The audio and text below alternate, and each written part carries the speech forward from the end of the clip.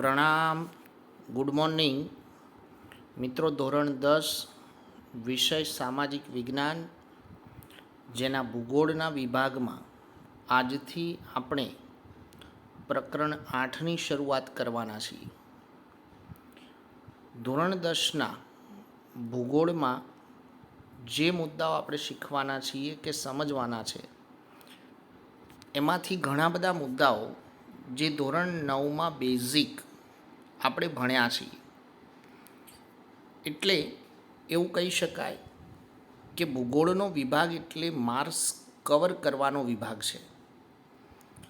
ખૂબ સરળતાથી સમજી શકાય એવા મુદ્દાઓ વિશે આપણે ચર્ચા કરવાની છે. તો પ્રકરણ 8 કુદરતી સંસાધન, જેમાં આપણે કયા મુદ્દાઓ શીખવાના છે એની ઇન્ડેક્સ વિશે પહેલાં સમજીએ અને ત્યાર પછી આપણે પ્રકરણ 8ની શરૂઆત કરીએ. તો આ પ્રકરણમાં આપણે સંસાધનોના ઉપયોગ, જે આજના તાસમાં આપણે સમજવાના છે. સંસાધનોના ઉપયોગ, સંસાધનના પ્રકાર એટલે કે સંસાધનોનું વર્ગીકરણ, ત્યારબાદ સંસાધનોનું આયોજન અને સંરક્ષણ, સંસાધન આયોજન અને સંરક્ષણ વિશે, અને આ પ્રથમ પ્રકરણમાં આપણે જમીન સંસાધન વિશે અભ્યાસ કરવાનો છે. એટલે જમીનનો અર્થ, જમીનનું નિર્માણ, જમીનના પ્રકાર, અને એ સાથે સમસ્યાના મુદ્દાની રીતે ગણીએ તો જમીન ધોવાણ, જમીન ધોવાણ અટકાવવાના ઉપાયો, ભૂમિ સંરક્ષણ અને ભૂમિ સંરક્ષણના ઉપાય. આટલા મુદ્દાઓ આપણે પ્રકરણ 8ની અંદર શીખવાના છે. તો શરૂ કરીએ. પહેલો પ્રશ્ન, સંસાધન એટલે શું? સંસાધનોના ઉપયોગો જણાવો. પાઠની પ્રસ્તાવના છે મિત્રો, સંસાધન કોને કહેવાય અથવા સંસાધનનો અર્થ, સંસાધન એટલે શું, એના ઉપયોગો જણાવો. મિત્રો, સંસાધન શબ્દનું અર્થઘટન શું થાય? તો મૂળભૂત રીતે ગણીએ તો આપણી આસપાસ સંસાધનને આપણે બે ભાગમાં વિભાજિત કરી શકીએ. આપણી આસપાસ કુદરતી સંસાધનો પણ છે અને માનવ સર્જિત સંસાધનો પણ છે. પણ એ ઓળખ પહેલાં આપણે સંસાધનનો અર્થ સમજીએ. તો સંસાધન એટલે જે વસ્તુ પર માનવી આશ્રિત કે આધારિત હોય, જે વસ્તુ પર માનવી આશ્રિત કે આધારિત છે, કે જેના વગર માનવીની જરૂરિયાતો સંતોષવી એ શક્ય નથી, જેનાથી માનવીની જરૂરિયાતો પૂરી થતી હોય. આપણે કહ્યું એમ કે જે બાબતો કે જે વસ્તુઓ પર માનવી આશ્રિત કે આધારિત હોય, જેમાંથી માનવી પોતાની જરૂરિયાતો પૂરી કરતો હોય, સાથે સાથે માનવી પાસે તેનો ઉપભોગ કરવાની શારીરિક અને બૌદ્ધિક ક્ષમતા હોય. એનો ઉપયોગ કેવી રીતે કરવો, એનો ઉપભોગ એટલે કે વપરાશ કેવી રીતે કરવો, એ વપરાશ કરવા માટેની શારીરિક કે બૌદ્ધિક ક્ષમતા ધરાવતો હોય, અથવા તો કોઈ પણ વસ્તુ જ્યારે માનવીની જરૂરિયાતો પૂરી કરવા ઉપયોગમાં લેવાય ત્યારે તે સંસાધન બની જાય છે. જ્યાં સુધી એનો ઉપયોગ થતો નથી ત્યાં સુધી એને સંસાધન ગણી શકાય નહીં. એનું એક ઉદાહરણ આપણે સમજીએ. તો જ્યારે આદિમાનવ જંગલ અવસ્થામાં હતો ત્યારે આદિમાનવે ફક્ત વનસ્પતિનો કે પછી પ્રાણીઓનો ઉપયોગ કરેલો, પશુ પક્ષીઓનો. તો તે સમયે આદિમાનવ માટે ફક્ત વનસ્પતિ કે પશુ પક્ષીઓ એ સંસાધન હતા. કેમ કે અન્ય સંસાધનો આદિમાનવ માટે ઉપયોગમાં લેવાયા નહોતા. એ વખતે આદિમાનવને ખનિજો વિશેનું જ્ઞાન નહોતું. પૃથ્વીના પેટાળમાંથી જે ખનિજો પ્રાપ્ત થયા છે એ ખનિજો વિશે આદિમાનવને ખ્યાલ નહોતો. તો ત્યારે ખનિજોએ આદિમાનવ માટે સંસાધન બન્યા નહોતા. અહીંયા ખાસ એક વાત સમજજો કે જ્યારે કોઈ પણ વસ્તુ માનવીની જરૂરિયાત પૂરી કરવા ઉપયોગમાં લેવાય ત્યારે તે સંસાધન બને છે. અને આગળ વાત કરીએ એમ કે તેનો વપરાશ કરવાની માનવી પાસે શારીરિક કે બૌદ્ધિક ક્ષમતા હોય, તેમાંથી માનવી પોતાની જરૂરિયાત પૂરી કરી શકતો હોય, અને મૂળ વાત કે જે વસ્તુ પર માનવી આશ્રિત કે આધારિત હોય તો એને સંસાધન કહેવાય. હવે સંસાધનોનો ઉપયોગ. આપણું સમગ્ર માનવ જીવન અને સજીવ સૃષ્ટિ જે ઘણી બધી જરૂરિયાતો સંસાધનોમાંથી પૂર્ણ કરે છે, જન્મથી લઈ અને મૃત્યુ સુધી. એટલે કહેવાનો મતલબ સંસાધનો માનવીને અનેક રીતે ઉપયોગી છે, ઘણી બધી રીતે. માનવ જીવનના દરેક તબક્કે સંસાધનો એક અથવા તો બીજી રીતે ઉપયોગી બને છે. આજે આપણે આપણી આસપાસ આપણા રોજિંદા જીવનમાં વિચારીએ તો આપણી પ્રત્યેક પ્રવૃત્તિઓ સંસાધન વિના સંભવ નથી.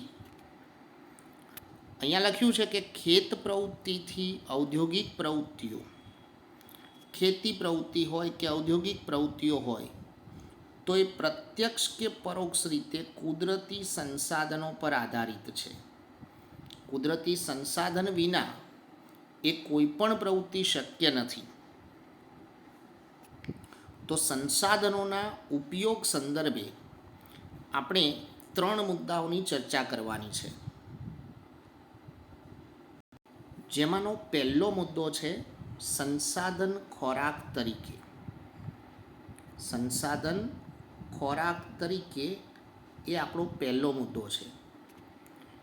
સમગ્ર સજીવ સૃષ્ટિને ખોરાક મેળવવા માટે સંસાધન ઉપર આધાર રાખવો પડે છે. પશુ પક્ષીઓ, માનવી સહિત બધા. ખાસ કરીને આપણે કે માનવીની ખોરાકની જરૂરિયાત વિવિધ સંસાધનો દ્વારા પૂર્ણ થાય છે. તો આપણે આપણી જરૂરિયાતો સંસાધનોમાંથી કેવી રીતે મેળવીએ છીએ? જેમ કે વનસ્પતિજન્ય ફળો, વનસ્પતિમાંથી પ્રાપ્ત થતા ફળો, કૃષિલક્ષી વિવિધ ખાદ્ય પાકો, કૃષિમાંથી મળતા અનાજ, કઠોળ, શાકભાજી, પાલતુ પ્રાણીઓના દૂધ કે દૂધની બનાવટો, પાલતુ પ્રાણીઓમાંથી પ્રાપ્ત થતા દૂધ કે દૂધની બનાવટો, માંસ કે જળાશયોમાંથી મળતા માછલા. કેટલાક લોકો માંસાહારી છે, તો માંસાહારી લોકો ખોરાકમાં જે ઉપયોગ કરે છે માછલા કે માંસ, એ પણ સંસાધનોમાંથી પ્રાપ્ત થાય છે. કેટલાક જળચર પ્રાણીઓ, અને છેલ્લે કહીએ તો ત્યાં સુધી કે મધમાખીઓએ બનાવેલું મધ.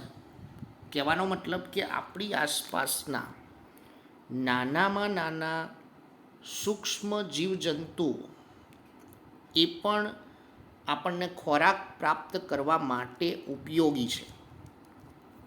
તો આ બધા જ પદાર્થોનો માનવી ખોરાક તરીકે ઉપયોગ કરે છે. એટલે સંસાધનો વિના ખોરાકની પ્રાપ્તિ શક્ય નથી. બાજુમાં તમે ચિત્રમાં જોઈ શકો છો કે ફળો, દૂધ, દૂધની બનાવટ વગેરે આપણને સંસાધનો દ્વારા પ્રાપ્ત થાય છે. નંબર 2, સંસાધન કાચા માલના સ્ત્રોત તરીકે. આપણે ઉપર પ્રસ્તાવનામાં કહ્યું કે ખેતી પ્રવૃત્તિ હોય કે ઔદ્યોગિક પ્રવૃત્તિ હોય, એના માટે સંસાધન અનિવાર્ય છે. મિત્રો, આપણી આસપાસ જે ઔદ્યોગિક પ્રવૃત્તિઓ ચાલે છે એ ઔદ્યોગિક પ્રવૃત્તિઓનો કાચો માલ સંસાધનોમાંથી પ્રાપ્ત થાય. જોઈએ આપણે એના ઉદાહરણ સમજીએ તો જંગલોમાંથી મળતી આર્થિક દ્રષ્ટિએ ઉપયોગી વિવિધ પેદાશો. ધોરણ 9માં આપણે જંગલ પેદાશો ભણ્યા હતા ચેપ્ટર 17માં. એ બધી જ જંગલ પેદાશો ઔદ્યોગિક એકમોમાં ઉપયોગમાં લેવાય છે. ખેતી દ્વારા પ્રાપ્ત થતા વિવિધ ખાદ્ય પાકો, જેમ કે ખેતી દ્વારા શેરડીનું વાવેતર કે ઉત્પાદન થાય છે, તો શેરડીમાંથી ગોળ, ખાંડ, ખાંડસરી. ખેતી દ્વારા કપાસનું ઉત્પાદન આપણે કરીએ છીએ, તો કપાસ જે ઉત્પાદન થાય છે એમાંથી કાપડ તૈયાર કરી શકાય. એટલે ખેતી દ્વારા જે ખાદ્ય પાકો પ્રાપ્ત થાય છે કે બિનખાદ્ય, એમાંથી પણ કાચો માલ પ્રાપ્ત થાય.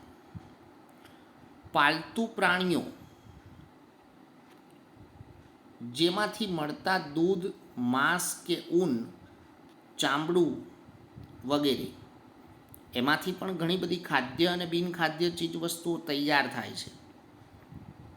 તેમજ પૃથ્વીના પેટાળમાંથી પ્રાપ્ત થતા ખનિજ અયસ્ક. અયસ્ક એટલે કાચી ધાતુ. તો એ ખનિજ અયસ્ક કાચી ધાતુઓ પણ ઔદ્યોગિક એકમોમાં કાચા માલના સ્ત્રોત તરીકે ઉપયોગમાં લેવાય છે.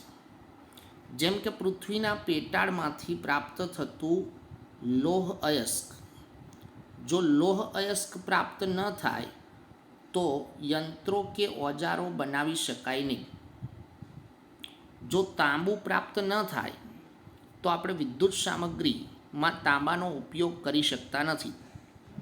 એટલે ઘણી બધી ઔદ્યોગિક પ્રવૃત્તિઓ માટે જે કાચા માલની જરૂર છે એ સંસાધનોમાંથી આપણને પૂરી પડે છે.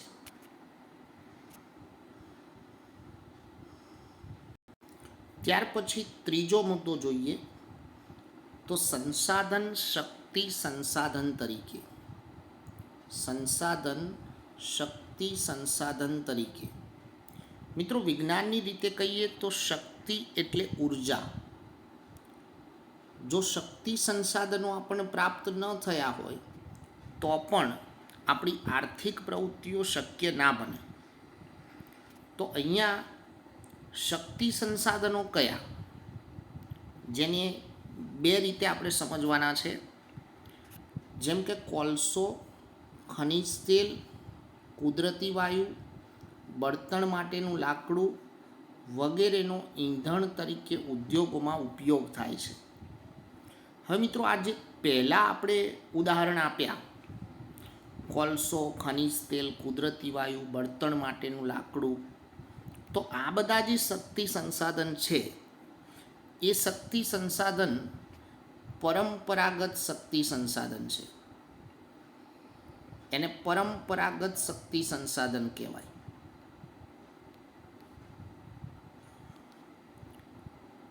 આ સિવાય સૌર ઉર્જા છે કે પછી પવન ઉર્જા છે, ભરતી ઉર્જા, ભૂતાપીય ઉર્જા, બાયોગેસ, જળ ઉર્જા, એ પણ શક્તિ સંસાધનો તરીકે આપણે ઉપયોગમાં લઈએ છીએ. મિત્રો, આપણી પાસે કાચો માલ હોય પણ જો શક્તિ સંસાધન ન હોય તો ઉત્પાદન કાર્ય શક્ય ના બને. આપણી પાસે કાચો માલ છે પણ યંત્રોનું સંચાલન કરવા માટે ઉર્જા સ્ત્રોત ન હોય તો ઉત્પાદન કાર્ય કરવું શક્ય નથી. તો આ પ્રમાણે સંસાધનો એ માનવીને અને સમગ્ર સજીવ સૃષ્ટિ માટે ઘણા જ મહત્ત્વના છે અને ઉપયોગી છે. અસ્તુ, પ્રણામ.